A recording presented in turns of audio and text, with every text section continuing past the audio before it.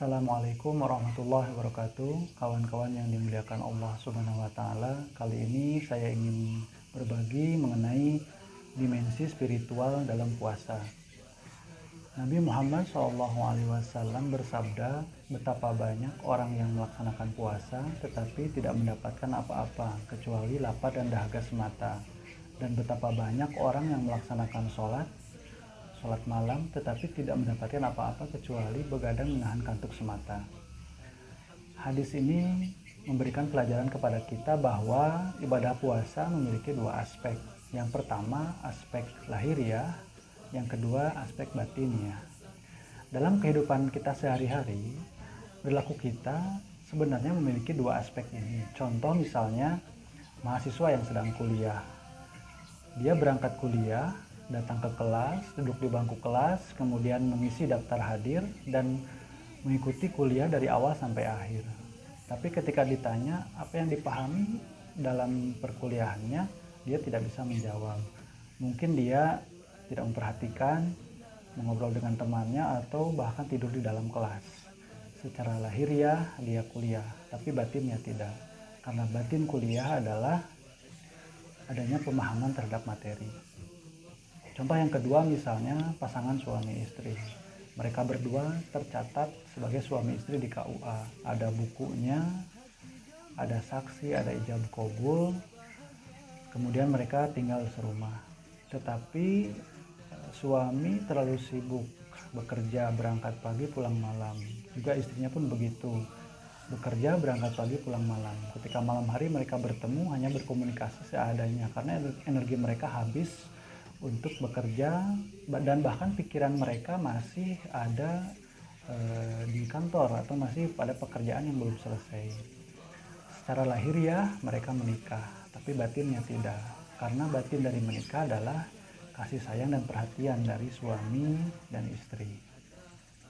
Kawan-kawan yang dimuliakan Allah Subhanahu wa taala, puasa kita tergolong puasa yang istimewa apabila puasa kita adalah puasa lahir dan batin.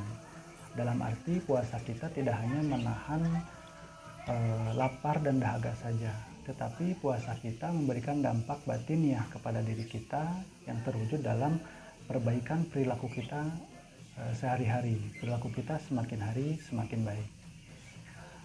Kawan-kawan yang dimuliakan Allah Subhanahu wa taala, ada beberapa hal yang bisa kita lakukan untuk menyempurnakan puasa kita sehingga puasa kita tergolong puasa yang istimewa. Yang pertama, menjaga mata kita untuk melihat sesuatu atau melihat hal-hal yang dilarang oleh agama. Kita menjaga mata kita untuk menonton televisi, kita mengurangi menonton televisi, menonton film, atau menonton tayangan-tayangan yang kurang memberi manfaat. Kemudian kita mengurangi bermain game.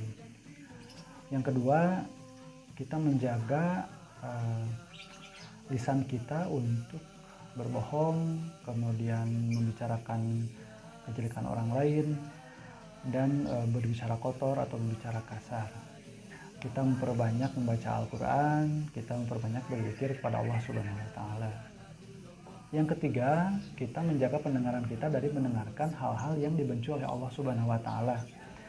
Salah satu contoh hal yang dibenci oleh Allah Subhanahu wa taala adalah kita mendengarkan orang yang sedang membicarakan kejelekan orang lain. Yang keempat, kita bisa menjaga puasa kita dengan berbuka secara wajar, tidak berlebihan, karena Allah tidak menyukai sesuatu yang berlebihan. Yang terakhir, setelah kita berbuka puasa, maka ada baiknya kita melakukan muhasabah, melakukan introspeksi diri. Apakah puasa yang sudah kita laksanakan ini sudah baik atau belum? Apabila dirasa belum baik, maka keesokan harinya kita lakukan perbaikan-perbaikan supaya puasa kita semakin hari semakin baik. Kawan-kawan yang dimuliakan Allah Subhanahu wa taala, puasa lahir itu ada bukanya, tetapi puasa batin jangan sampai ada bukanya.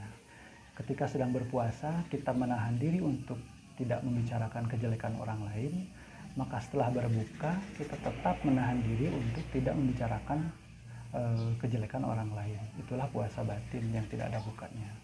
Semoga Ramadan kali ini kita semua bisa menyempurnakan puasa kita, puasa kita termasuk puasa yang istimewa, puasa lahir dan batin. Terima kasih. Assalamualaikum warahmatullahi wabarakatuh.